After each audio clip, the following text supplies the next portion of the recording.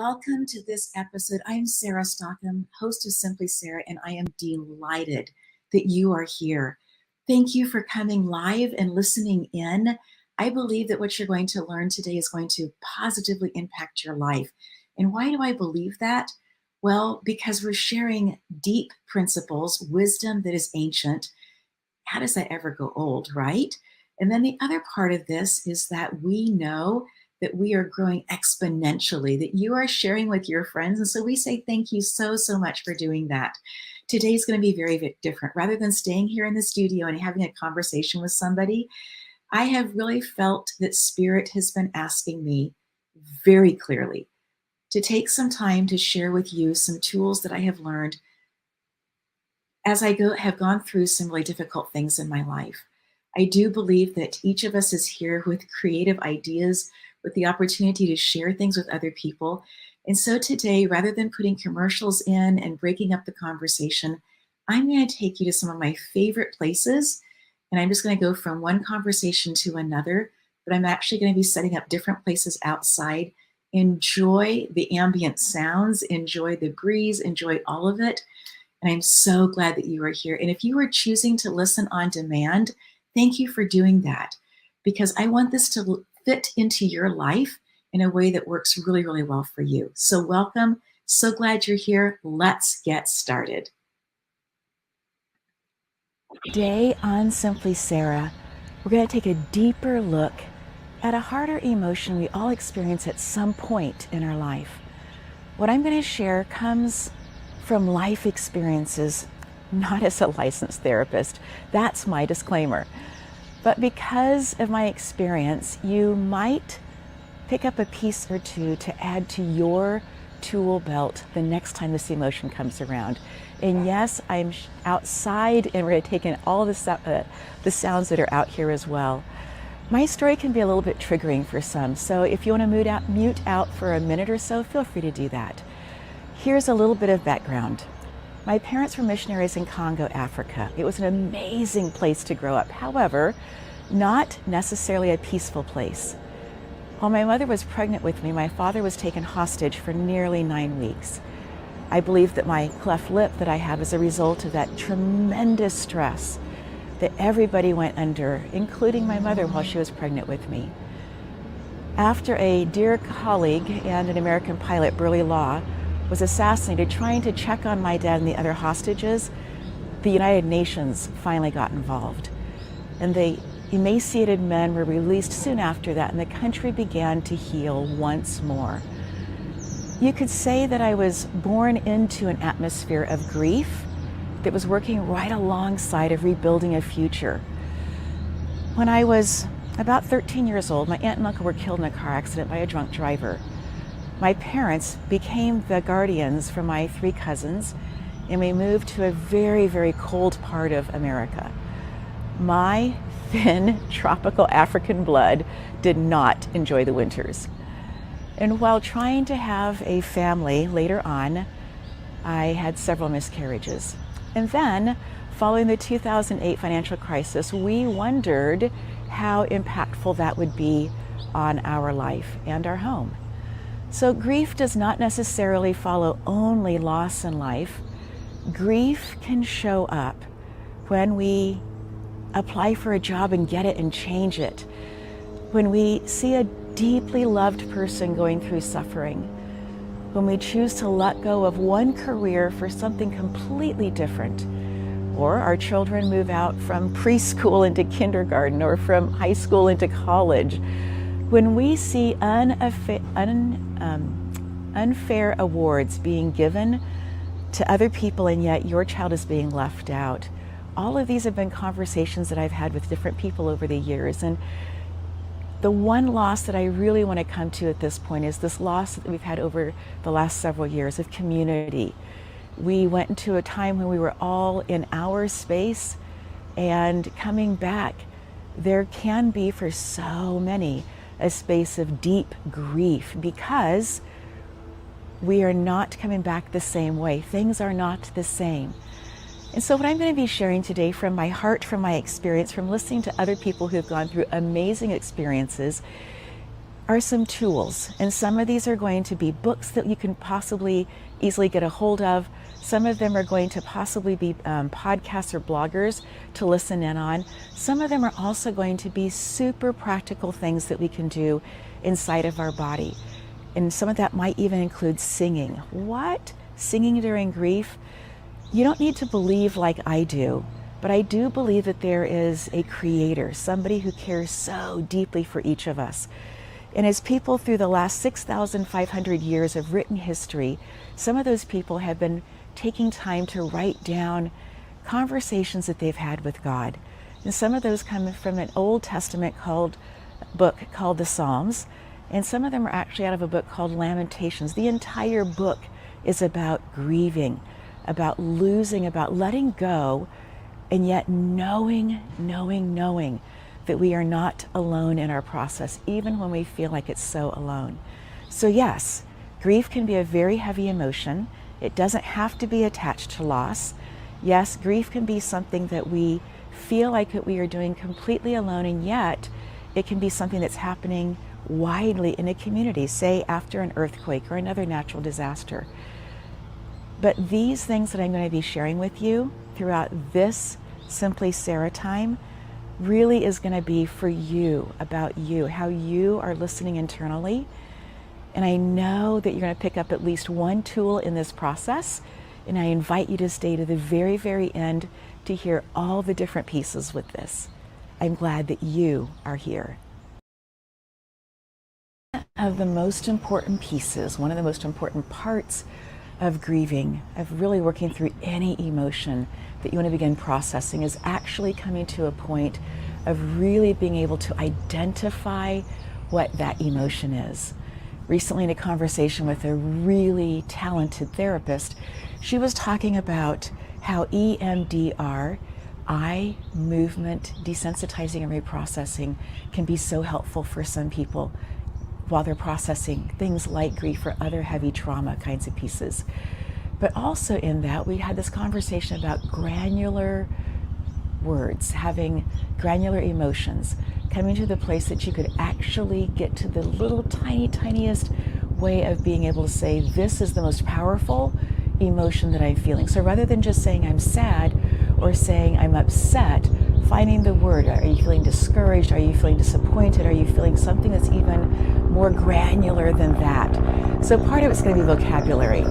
I have been searching for about the last 5 years for a really, really great way of being able to find words that would be helpful for me. So yes, there is this thing called word hippo, and so often I will go into word hippo, I'll put in the word discouraged, and then look at all the different words that they give me that could also mean that, or it might be a little bit closer to exactly what I'm feeling in that place.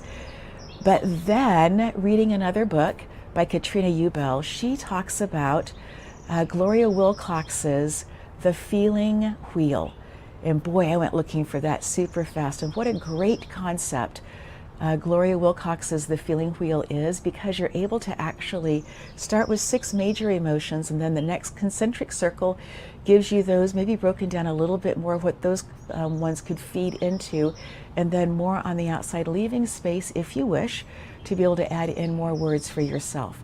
So that's going to be one of the pieces that I found to be so incredibly helpful as I process different things that keep showing up for me. And right now, not only in my own life, but in the lives of people that I've been talking to, this concept of grief keeps showing up, which is why we're having this conversation today. Another piece inside of this is to be able to recognize the feeling inside of your body, to really be able to feel it in your body when you hear the news, or when you begin to go through things, or when you begin to notice that you're waking up in the morning and things feel heavy for whatever reason. Now, loss doesn't need to be that you have lost somebody near and dear to you. Loss, truly, things that we can be grieving can be that somebody breaks into a home and takes a treasured item, something that you had longed to be able to share with other people, something that connected you with people that you knew and loved. So grieving can come from all different kinds of places, all different kinds of ways. And in this space of grieving, to then also just be willing to say to yourself that you're in that space. I find that when I drive around and see the billboards, there's not one billboard that says, hey, grief is sexy. And so I think that the messages that we're getting is you need to be happy all the time, you need to be upbeat, you need to be looking for all the good things in your life. We can be doing those kinds of things, looking for things that we're grateful for, and yet still be experiencing and feeling and honoring and respecting ourselves in that place of what grief happens to look and feel like. So make sure that you are aware of it, that you are not just hiding it under the rug. One of the pieces that has really become present for me over the last number of years is this concept, and I'm going to speak very, very personally for me. This doesn't mean this is about you at all. But as I'm sharing tools, one of the things that I've discovered is one of the tools that I've been using that has helped, but hasn't had the long-term consequences that I've wanted, has been emotional eating. So when I have been upset or trying to figure something out, and yes, there is absolutely a place to be using our jaws and to be chewing. I could choose to be eating foods that I need to do more chewing with, rather than going for the things that, for me, bring instant pleasure, get that dopamine hit that my brain is looking for, and yet don't serve me long term. And so as we look at these pieces of grief, there's a possibility that you're going to be looking at some other pieces in your life as well, of how could you, or do you even want to, begin to look at some of the other pieces as well. We are ready for the next segment in this Simply Sarah conversation about grief. In this conversation about grief, in choosing to find the right words to really describe as your emotions are changing, that emotional granulation, finding the words that really help you come to grips with exactly how you're feeling. There's another piece that I want to share with you also about being intentional about this place. One is notice your solar plexus. It's that place where when the ribs come together in the front of your being, that when you are feeling really, really good, your shoulders naturally go up and back. This is one of the ways that I can be feeling inside of myself and knowing how I'm doing, is to be processing or listening to what the solar plexus looks and feels like. It's not necessarily a place that a surgeon could do surgery on, right? But it's a place in our body that energetically can be very telling for us. When somebody is feeling discouraged or feeling the weight of the world on their shoulders, or feeling heavy emotions, or feeling depressed, or feeling discouraged, shoulders naturally begin to come forward, and the person begins to naturally move forward, closing up that solar plexus. And yet when a person begins to feel really good about things, or they're happy about things, or great things have happened in their life, their shoulders automatically begin to move back, and up comes that beautiful solar plexus. And so just taking a look at how I'm walking, right? If you're walking past windows or in a shopping area that had those big glass sheets, just to be able to kind of check in to see how are you carrying yourself? And does that equate to also how you're feeling? A dear, dear sister recently shared with me that she had received some news, and the news was devastating. And in that space knew immediately that she had some choices to make in those next few moments. Was she going to allow this to let her plunge into a deep depression, or was she going to make some very serious decisions about how she was going to move forward in her life? Keeping her quiet time in the morning, but yet having the quiet time look very, very different. In the past, perhaps the quiet time looked like it was more of a reading kind of time, maybe doing a little bit of singing perhaps, yes, definitely some prayers for other people. But in this time, she knew that she needed to go back to the Psalms that speak very specifically about grief, about lamenting, about being sad, about hurting. And yet she didn't just stop there. She knew that also in this decision time that she needed to get onto her feet. She needed to be singing them, making up songs or singing songs that someone else had already made up with those words, and then also moving. And what she discovered is when she would in the morning start her mornings doing this, marching in place and or choosing to dance as she was singing these songs, she noticed that yes, she was still carrying the grief, but the grief was moving. It was having an opportunity to express itself. It wasn't being rigid and clammed up in certain parts of her body. And so this body awareness, I think, is going to be so critical and crucial as we think about what these pieces look like in our lives. There has been amazing research done over the years on grief and loss and trauma. We can think about trauma as a capital T, and those can be things like natural disasters. That might be something like experiencing an attack of some kind. That can also, big T trauma can look like going through law issues or deep financial issues. Those are the big T ones, or what people might consider to be the big T trauma types of things.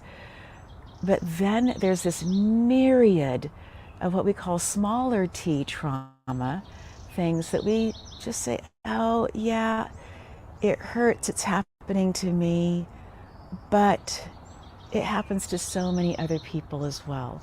And that can be things like infidelity, it can be things like divorce, it can be things like car accidents where everybody is okay but yet still feels the effects of it afterwards. It can be those kinds of things where you can, in your mind, begin just to kind of pass through and say, wait, this is not that important because other people are experiencing these things. I know I can list 10 people who've gone through divorce, so this isn't going to be so devastating for me. And yet, those small T traumas, if we don't listen and begin to process the grief of those kinds of losses or those kinds of grief that we are feeling, in that space, then those things can begin to start to build up so that when something else happens in life or somebody else goes through something, in our conversation we show up like, well, if you're going through that, let me tell you how mine was 10 times harder than yours is. And then it begins this really interesting place of not being able to listen to the other person because we have to validate out loud for somebody else what has taken place in our life. And I think that we can do that, but I think another way that might be a little bit calmer inside of our being might be in those spaces to choose to begin to listen and to be taking care of ourselves. 2 books that I want to reference here. Let's see if I get the names completely right. I know I'll get the first part right. Here we go. Waking the Tiger, Healing Trauma. And that one's going to be by Peter Levine. And he's going to talk in the very, very first part of the book about being out on the Serengeti in Africa, out in the safari, right?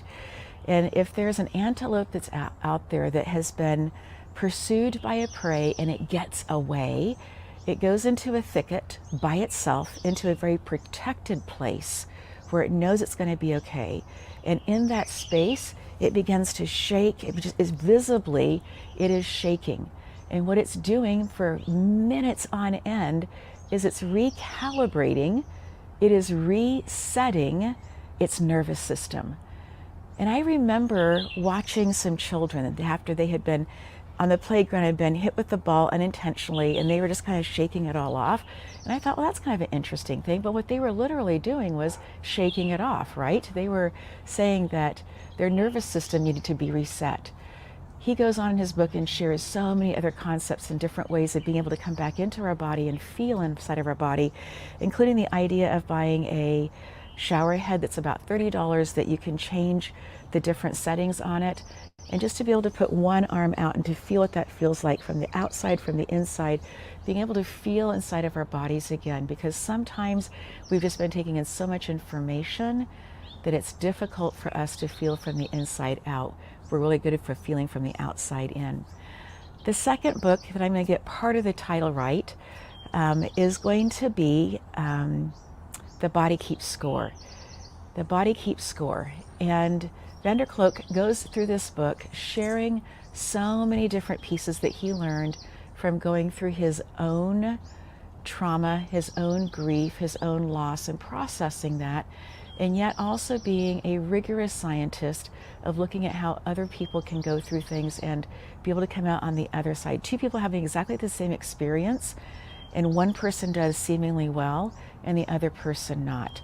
And one of the stories he tells is about an incident that happened, I want to say probably 40 years ago here in Southern California, or in California actually, where children were in danger, and some of the children chose to sit, and a couple of them chose to get up and start moving, looking for answers, looking for ways out.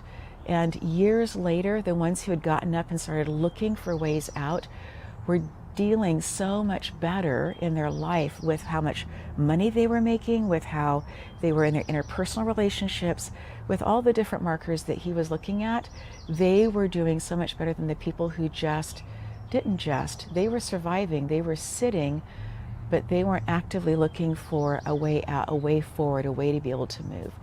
So with that as a background, let me share some things that I have learned through the years with how children work best, with how to help children, is how I learned some of these pieces to begin with, right?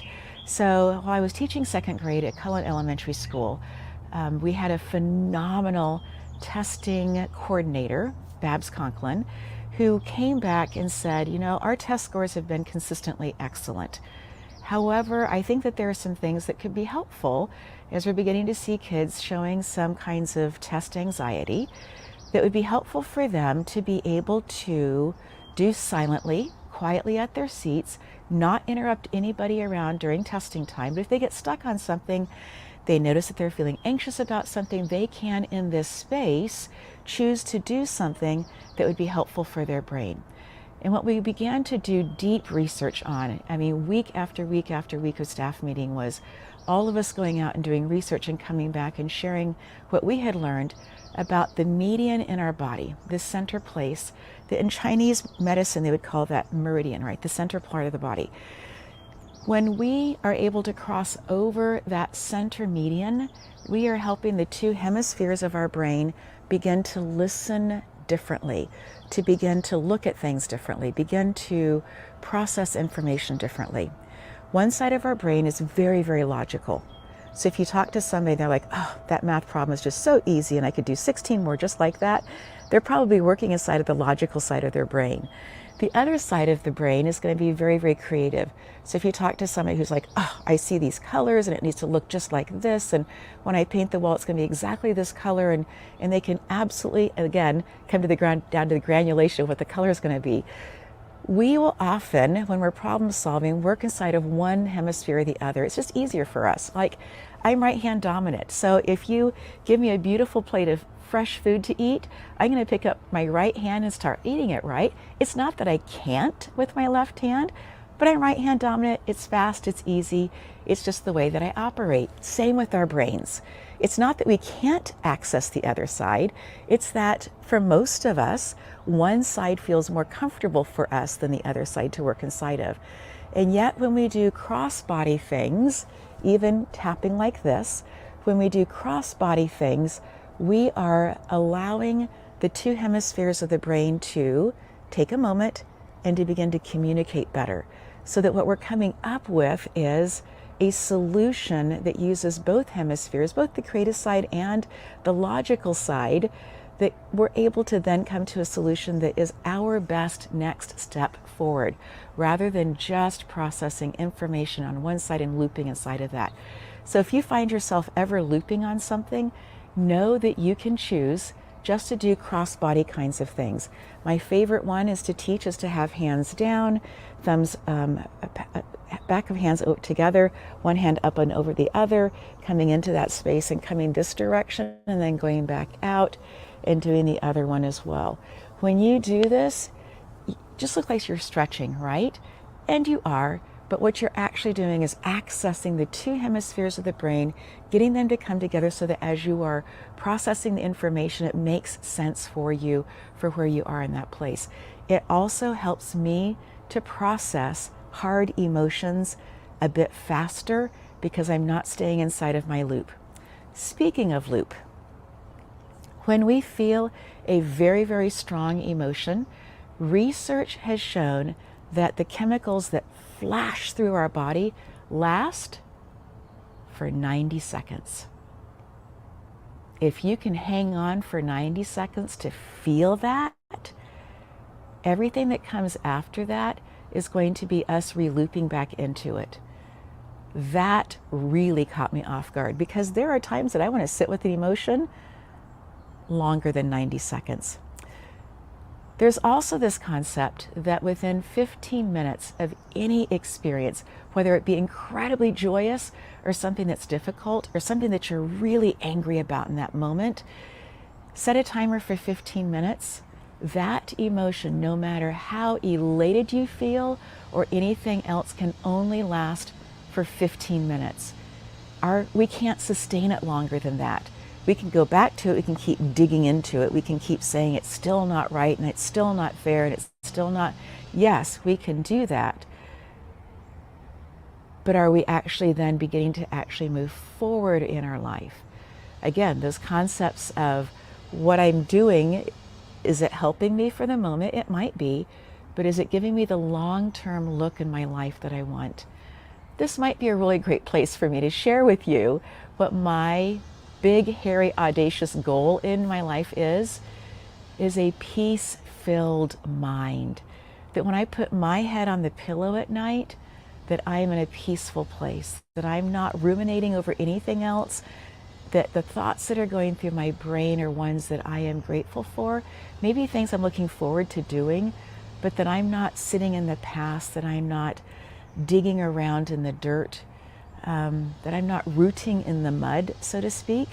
I don't want to be casting my pearls into a place that are going to be trampled, and that maybe pigs, I think they're super adorable, but they do root in the mud, but they would be rooting around, right? And they're not going to care if they come across a pearl or not. I want to make sure that I'm keeping my pearls, the beautiful things that are happening in my life, that I am keeping them in a place that when I'm going to sleep at night, I can be thinking about that. So yes, there are books to read that will help. Yes, do cross-body kinds of things. Yes, be intentional if you know that you're going into a time that you've heard some news that could potentially trigger for you an opportunity to go into deep grief, perhaps even depression, that you have choices in that. And I'm just going to put one more piece out here just for consideration.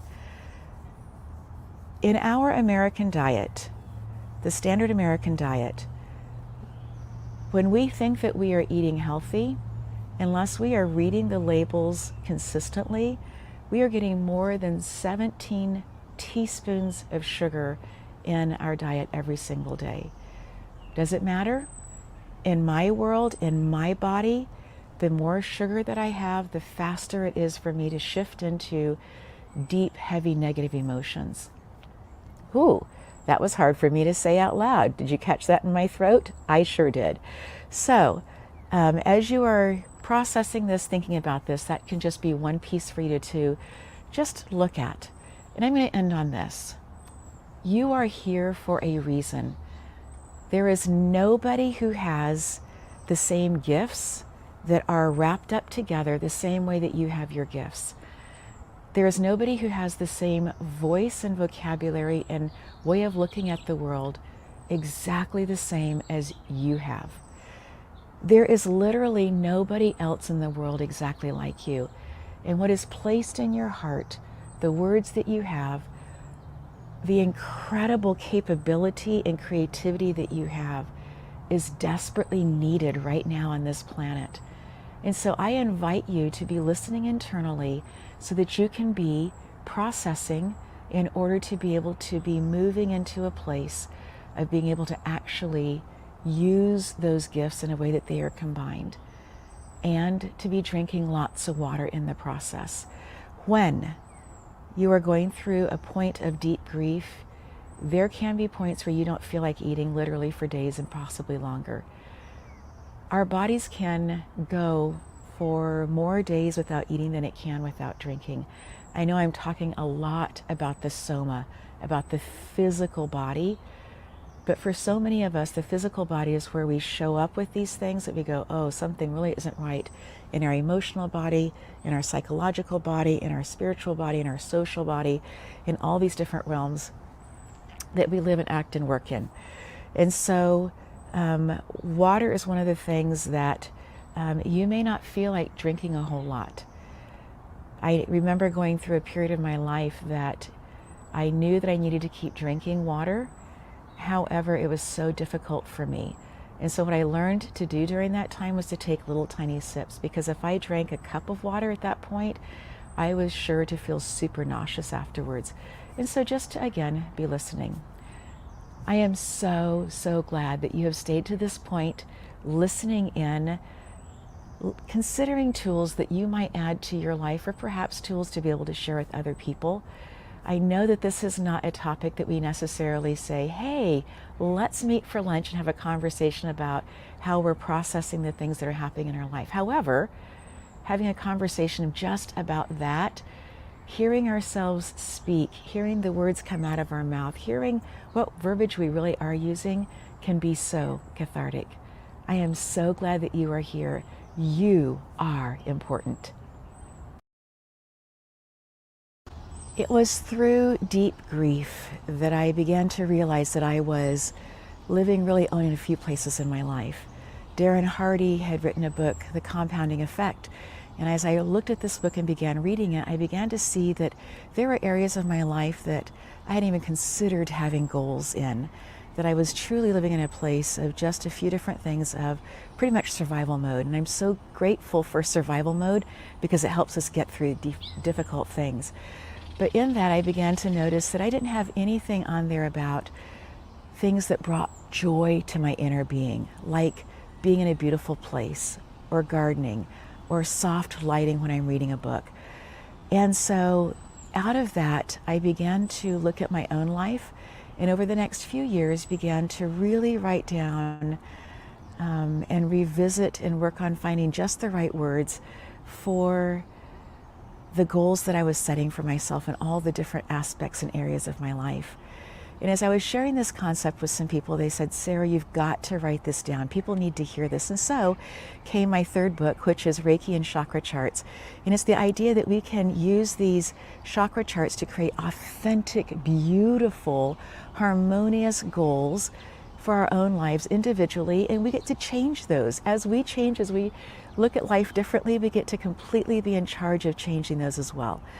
So in this space, I would just like to share with you that there are things to be looking forward to in life, that as you are processing where you are, that I encourage you to find things that bring you joy, things that allow your heart just smile, that place, that center part of our being. So when we think about chakras, we have 7 major ones of them. And chakras are these energetic spaces that in the country of India, thousands of years ago, they just began to notice that when somebody was feeling a certain way physically in their body, that often at that point, where in the Western world we would say that there is a hub or a collection of nerves, a nerve bundle, that they would say, something is going on in that space. It doesn't feel like as much energy is moving in that space. And this is a whole class all of its own. It's a whole topic all on its own. But just a real fast thumbnail sketch over the top of it is the bottom 3 chakras that we have, the bottom 3 areas, bundles of nerves, have to do with our physical experience here on Earth, things that we can see.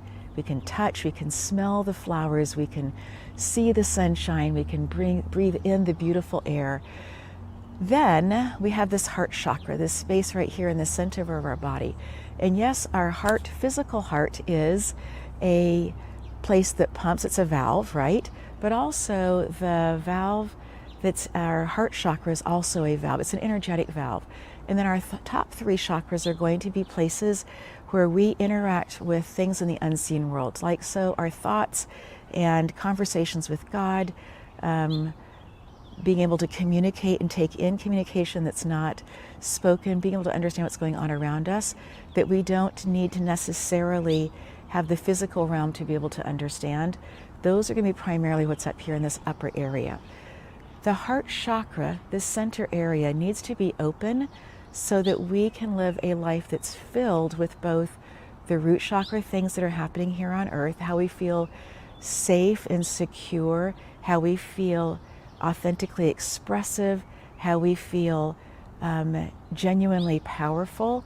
Those experiences are best felt and experienced when we are also then have this heart chakra open, being able to deal with or have the areas of authentic communication, being able to create things in the unseen world and being able to plant those seeds into our future, and then also the places that we have conversation with the one that I call Papa. Having that be able to flow, the energy being able to flow up and down, feeling that you are rooted and grounded is something that is so deeply powerful for people.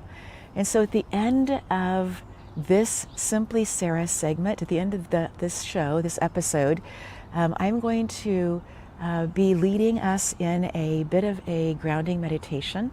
And for that, feel free to be super comfortable. I invite you, if you want to have some kind of bolster underneath your knees, to do that. If you would prefer to have your heels a little bit above your heart, that works as well. It actually helps the deoxygenated blood to move back up to the heart to be oxygenated. It helps us to naturally feel better. If you would like to have a blanket, because we naturally tend to cool down as we are relaxing a little bit, feel free, whatever it is that really helps you. Some people like to have a covering over their eyes. Some people like just to take a washcloth or some kind of a fabric that they really like and just fold it and put it across their eyes, just to be able to allow their body to come back inside of their being.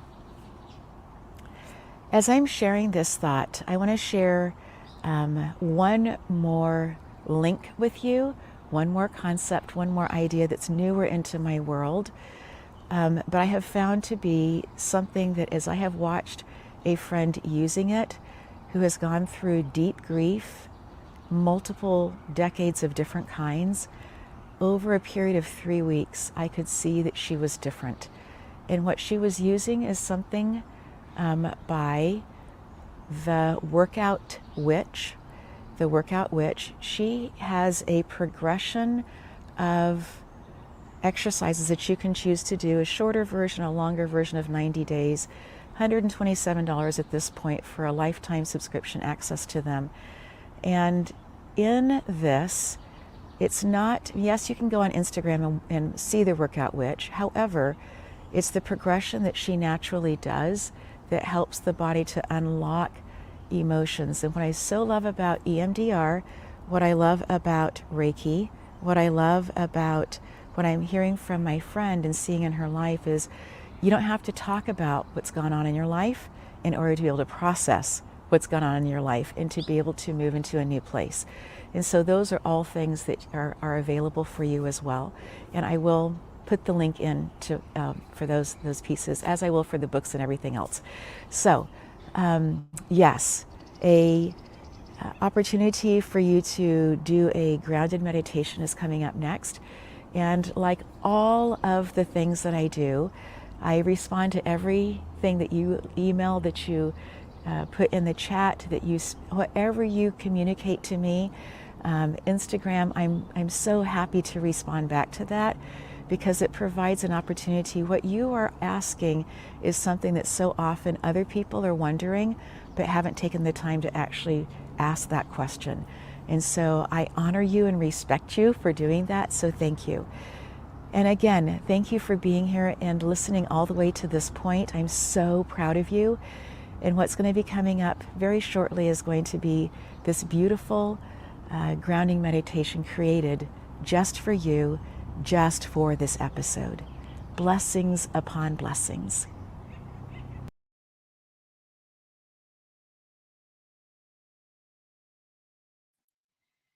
And so in this space, for this particular rather short but effective meditation, I invite you, if you want, to turn some music on. I invite you to have a blanket or something nearby, because often when we choose to slow down and listen internally, that we often begin to cool as well. And so I invite you to close your eyes. I invite you to feel the bottoms of your feet. Perhaps move your toes around so that you can be feeling what the bottom of your feet feel like. And as you take 2 deep breaths, I invite you to make a noise as you are exhaling, just letting go.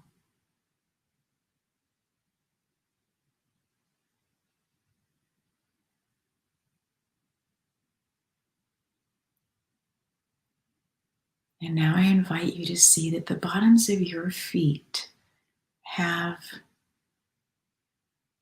a gate or a portal or a door on them, and that you choose to, in your mind's eye, open up the one on your right foot, and now open up the one on your left foot.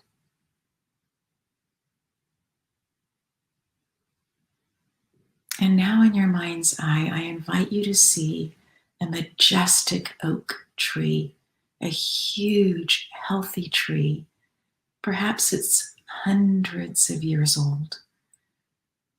And as you are seeing this tree in your mind's eye, I want you to focus on the root structure that's underground, that is equally as large, if not more expansive, than what you saw above ground.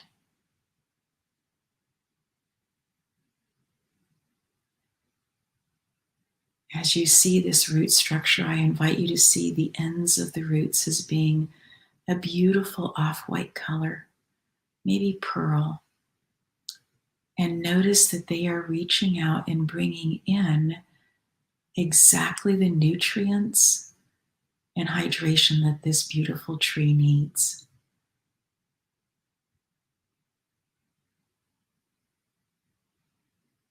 And now I invite you to see that you have a similar root structure attached to the bottom of your feet, and that as you are breathing, that you are pulling in this beautiful energy, and that exactly the energy that you need for this place and time is very gently filling up your heels, moving on up to your toes, and then coming to your ankles,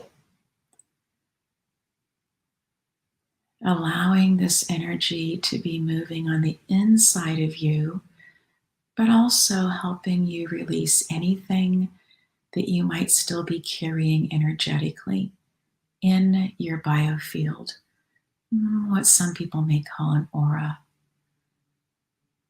And as you are allowing things to release, know that this beautiful healing energy that I call Reiki, that's all about healing, is very, very gently helping you let go of things that no longer align with where you are going. But also in this space, that it is bringing in this beautiful healing energy. And because we do not live in a vacuum, whatever you are releasing is beautifully being filled.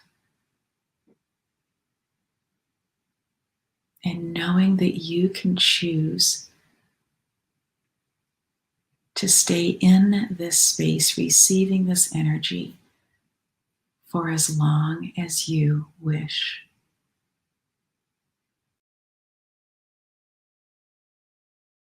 Friend, I celebrate you joining Simply Sarah.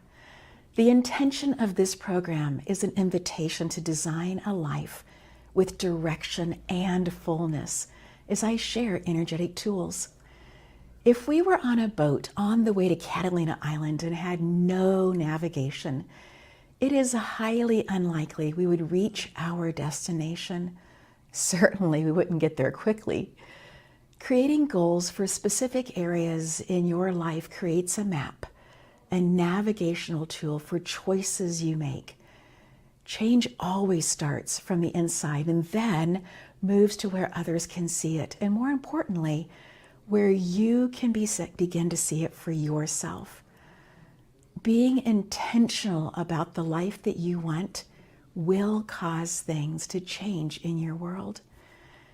In my journey, Reiki, which is a hands-on healing modality used to facilitate a person's own healing response, and that definition comes from the National Center for Complementary and Alternative Medicine.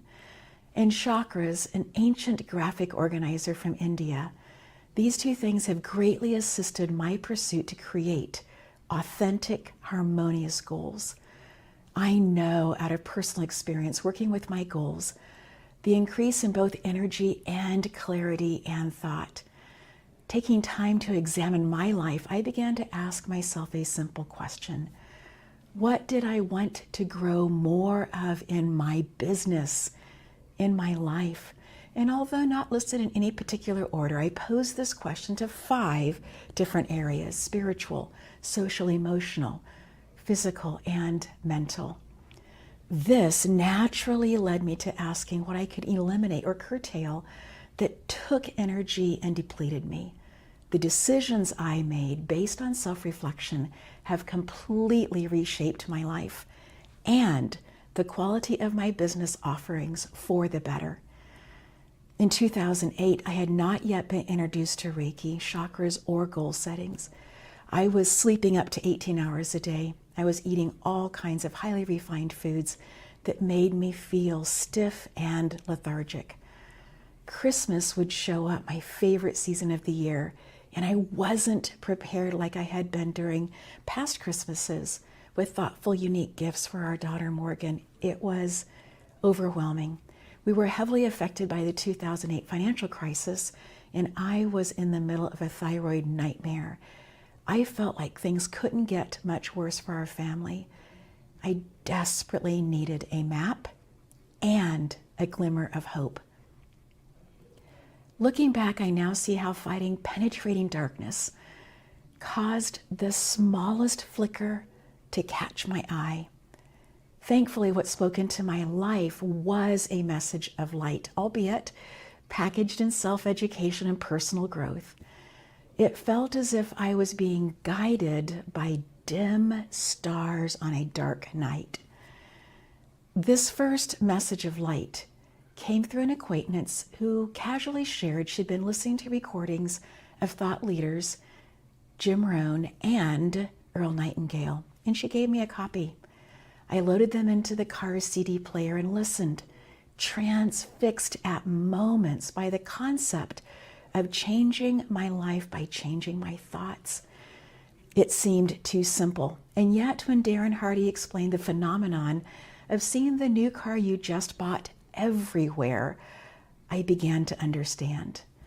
Those cars were out there before, I wasn't focusing on them. Our brains are amazing sponges, absorbing information surrounding us, and then we categorize that information by what's important to us in that particular moment. Changing my thought focus meant I was taking control of what I wanted my mind to see. I had free will to give my brain permission to find evidence to support any concept or goal. I had the choice to design what I wanted to focus on.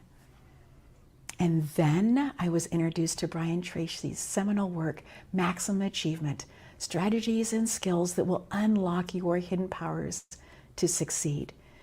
And here are Brian Tracy's thoughts on peace of mind. Peace of mind, is the highest human good. Without it, nothing else has much value. And because of this, you will strive for it all of your life. Friend, in that moment, peace of mind became my goal, my secret litmus test. Having a goal gave me a purpose. How many places could I take these tiny goals and changes to create a bit more peace in my life? I kept these new to me concepts very, very quiet I didn't want to create any conflict, nor did I want anyone else to ask me what I was working on, because from my perspective, there wasn't enough evidence yet, and it didn't seem entirely logical. And yet, I was fascinated. I sheepishly began writing goals. I kept them hidden, yet was drawn like a strong magnet to keep working on them daily. Initially, I highlighted words in different colors for effect, but without an organized system. And then I kept a pencil so that I could edit, and when I heard words woven together in a beautiful literary tapestry, I'd write them down so I could process them later on. I added affirmations to my growing list, and then I began to loosely group the goals into categories. I set my brain on finding evidence to support my personal peace of mind campaign, and something truly transformational began to happen. There was more harmony in my personal relationships with my clients and at home. I began to wake up looking forward to the day and happy to be out walking our corgis. I stood a little taller. I looked people in the eye more. I felt more confident and stronger. I chose to organize my closet while putting clean clothes away, and I began to wear my better fitting clothes. It was becoming obvious to me what I was secretly working on had excellent ROI, return on investment of time, thought, and energy. As I found evidence of peace of mind in my life and my business, I sought more. It was easy to organize a project folder while eating lunch between meetings, rather than sitting to watch the news. Each small success was building. It was a building block, and none of it cost money. And then the epiphany serendipitously happened. Align my goals with the chakra graphic organizer. I couldn't contain my excitement. I stopped hiding my goal work and wrote them on butcher paper in my office wall. I chose peace of mind as my focal point in the center. Every goal that I wrote had to pass the peace of mind standard. Having the goals displayed on the wall was a type of declaration for me. The pain of staying where I was exceeded the cost of doing the work. Why do the work? Why invest the time? Because although I was busy, my busyness now had direction and purpose and made much more sense to me. I could see tangible results. My business began to grow 150% year over year over year. So how has this helped me? There will be calendar conflicts. But today I no longer regret not having lunch with friends. While there is time for that because it's important to me and my well-being, I arrange my friend time when it fits into my schedule. When I'm going away, or when we are as a family, I no longer hide projects on the bottom of my suitcase because I now know that I need time of refreshing, completely present with my family. So the projects are happily left at home. And when I grocery shop, I now fill the basket with healthy foods, as I know by eating healthy, I will have more energy and focus.